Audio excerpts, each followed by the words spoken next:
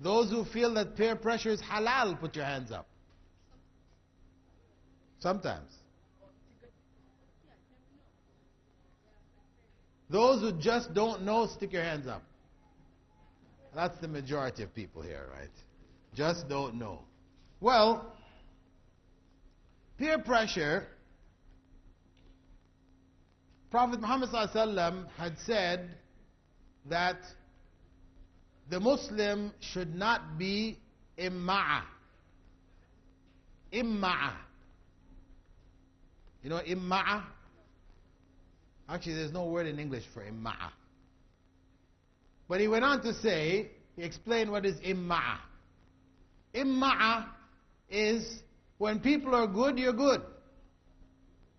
When people are bad, you're bad. You know? You're with the people. Wherever they go. You're the sheep, yes. The sheep in the flock. Flock goes that way, you're going that way. It goes this way, jumping off a cliff, you're jumping off the cliff with them. That's imma'a. Also, that's like we say, is a twig in the stream. In the stream, you know, the water running down the stream. When the twig falls in the water, where does it go? Does it go upstream? It just goes with the stream, right? Or like a leaf in the wind. When the wind blows that way, the leaf goes that way. When the wind shifts this way, the leaf goes this way. That's imma'a. Prophet ﷺ said, the believer, the Muslim, should not be imma'a. So if that's what peer pressure does, when the group wants to go this way, you go that way. When the group wants to go this way, you're going that way, then that's no good. Prophet Muhammad ﷺ said, you shouldn't be like that. What does that mean?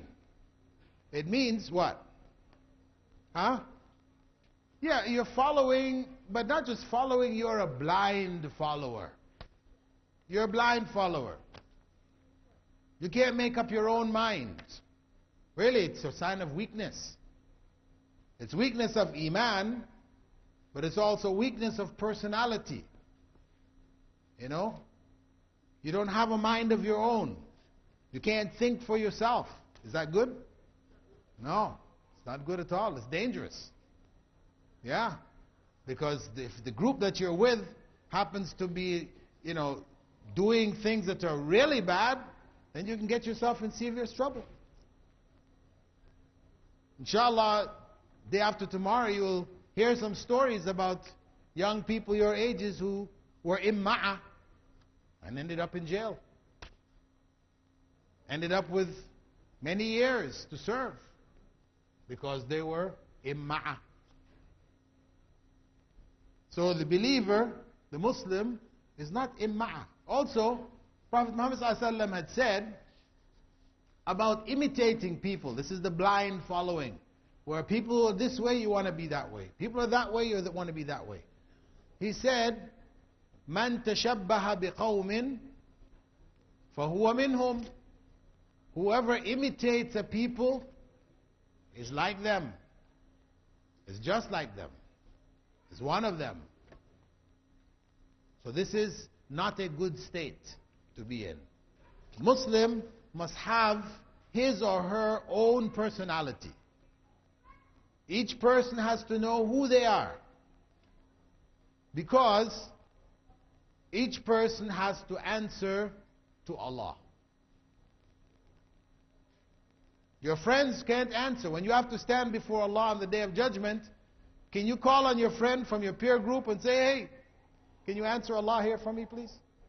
Allah is asking some tough questions here. I can't answer these. Can you please help me out now? No. It doesn't work. You can't do that. You have to answer for yourself. Each person has to answer for himself or herself. That's why being imma'a or imitating people is no good. Unless the people that you're imitating are good people. If they're good people, then it's good. But most of the time, people are not imitating good people. Most of the time, we're imitating our peer group. We want to be like them. So, if we look at this situation, we have to say that the root of this, where does this come from? These ideas about fashion. Can we get our list up here again, please? All the things. Go back to the top. Where's the top of the list? We have music on the top.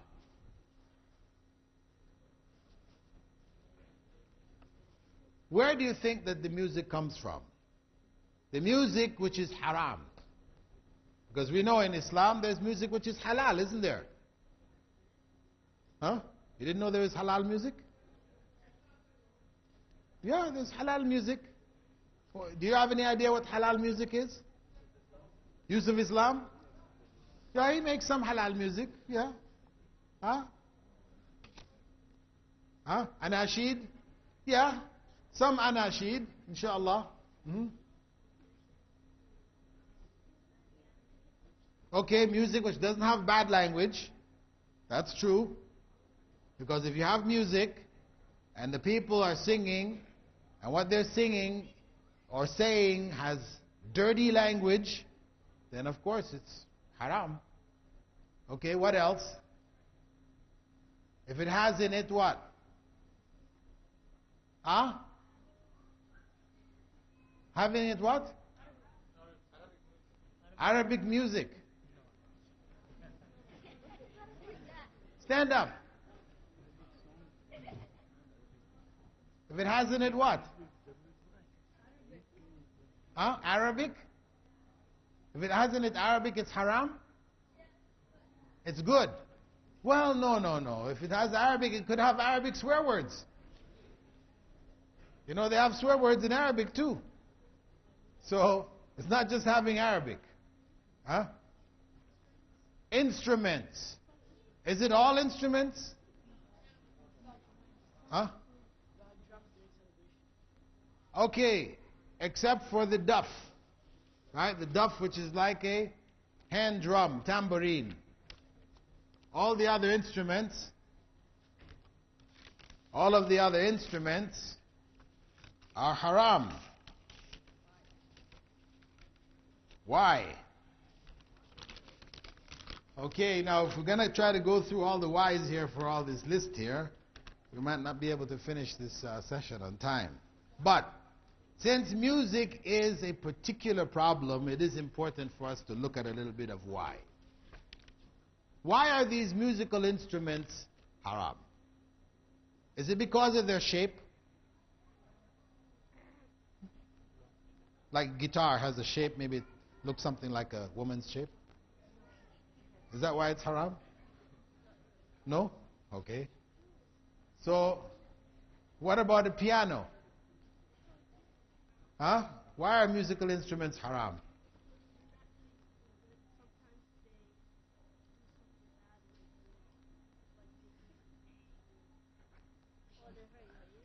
They hurt your ears? Well, I don't know about that. Why do you think? They make terrible music? Well, maybe. Some people don't think it's terrible. They give false hope. In what sense? Whatever is with the music, if it's the wrong message, then the music makes it seem a little more deceit. It deceives you to think what the person is singing is right. Sugarcoats everything and makes it. Sugarcoats bad things. What some people say, maybe it sugarcoats good things. What if I'm saying some good things and I add this music along, it makes it nicer? The soul. Uh-huh. It kind of works somewhat the same way as intoxicants, in that the music stimulates the mind, the body, and the soul. And when it does that, it kind of makes a person not normal. So what a person does commits whatever action. And then kind of like it's somewhat. It's actually in scientific studies too. It works like almost in hypnosis. So it puts you in. Okay, brother is saying that it's hypnotic and addictive. What do you think about addictive? Huh? I think we'd agree on that one, right? Definitely addictive. You get used to it, you don't want to let it go. If you don't have it, then you start shaking, right? Where's my music? Huh? Music. Well, musical instruments, they have a way into the heart. They have a way of sneaking into the heart and getting a hold of the heart in such a way that 10 years from now, your favorite song that you have today, 10 years from now, you've forgotten the song. But if you hear 2 or 3 notes from that song, you'll remember the whole song again.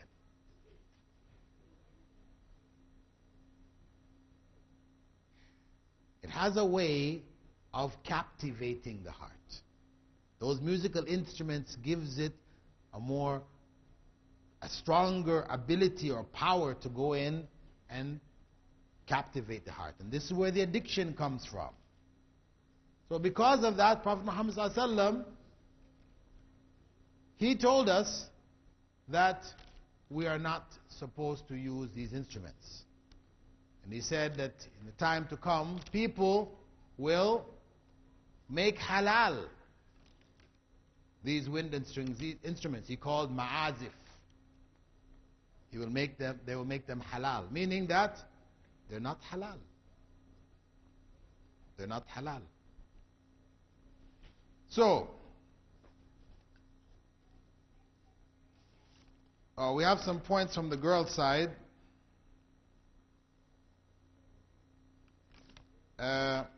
One of the problems facing the girls, young girls, is gossip.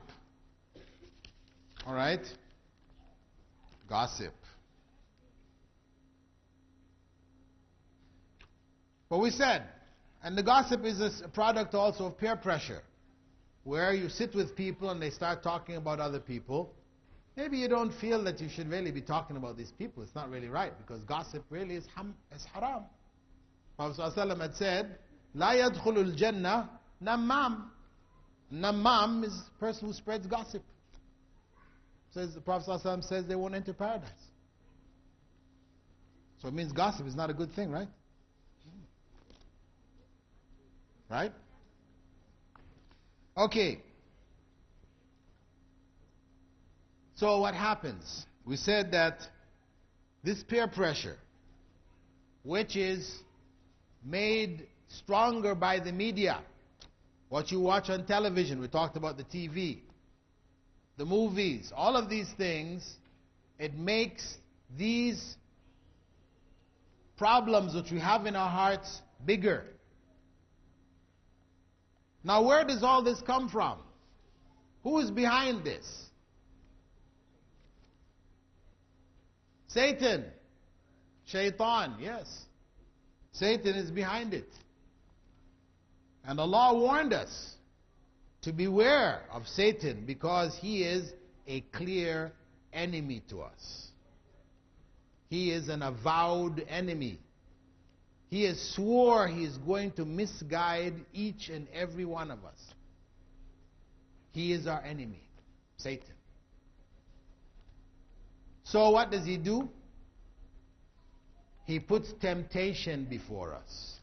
See, all of these things you want to do. Put our list back up there again, please. Can we see the list?